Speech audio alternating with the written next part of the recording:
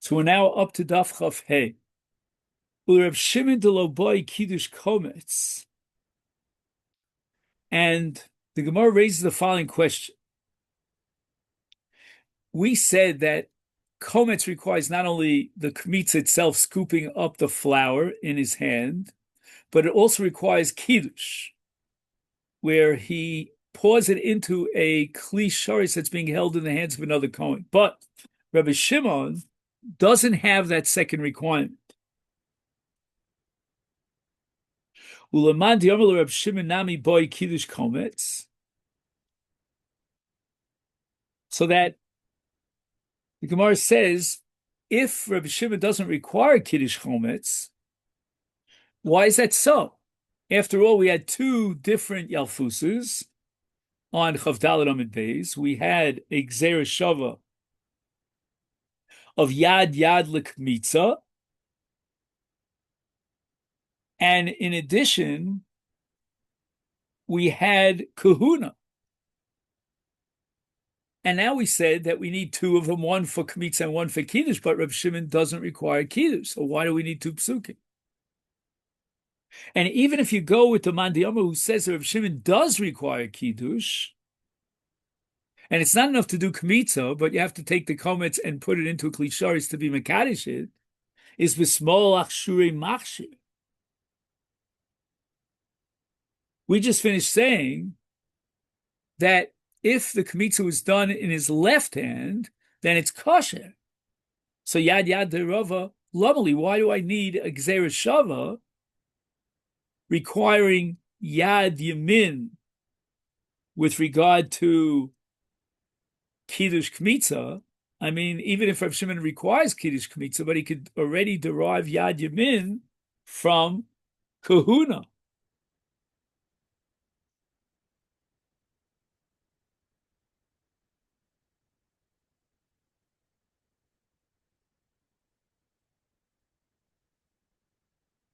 So yad Rav Lomali, kmitza atzma. Maybe we could say that we're going to require yad as a gzera shava for the kmitza itself. But the Gemara rejects that as well, because Mida Rabbi Yehuda Breid Rabbi Chia Nafka, the Amar Rabbi Yehuda Breid Rabbi Chia, we derive from his statement that Rabbi Shimon holds that you don't even need a kli shares for the kmitza. After the kohen does the kmitza in his palm, he could put it directly onto his back without going into receptacle.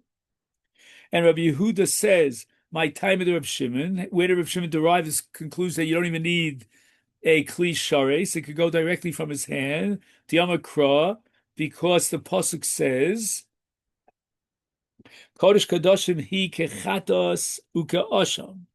Referring to the korban mincha, the Torah compares the mincha to the chatos and to the osham.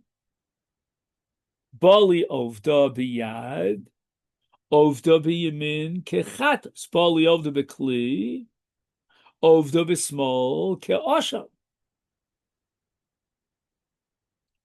In other words, the kohen has two choices.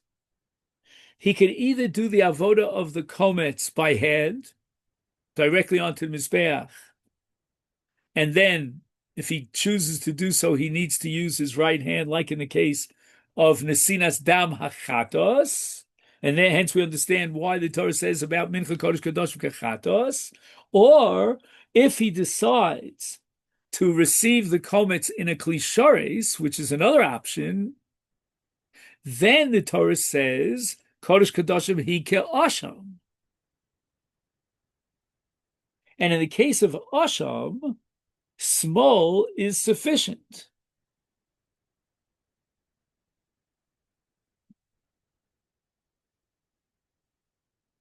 The dam of the chatos is applied to the mizbeach by hand, right? The kohen dips his finger and dabs his finger with the dam onto the karnos hamizbeach with his etzbah. And Reb Shimon is going to say that he requires, in the case of kmitza, yamin, if he's doing the kmitza directly onto mizbeach. However, in the case of dam ha'asham, which is placed on the karnas mizbeach, it's done so through a klisharis, not like the case of chatos, which is done directly with the etzba. And Reb Shimon holds that this avoda can be done with the left hand.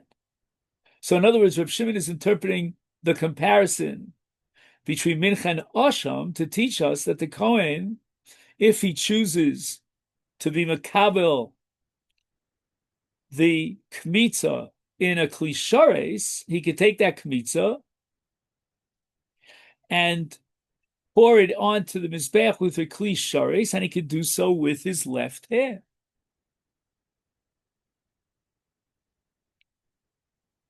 So once again, we're back to square one, and we have a difficulty. We don't understand why do we need the gzera shav of yad yad. If he's doing the kmitza directly, then it's like chatos, and therefore he requires yad yamin. And if he's doing it with a klisharis, he could hold the klisharis beyond small, like the case of Asha.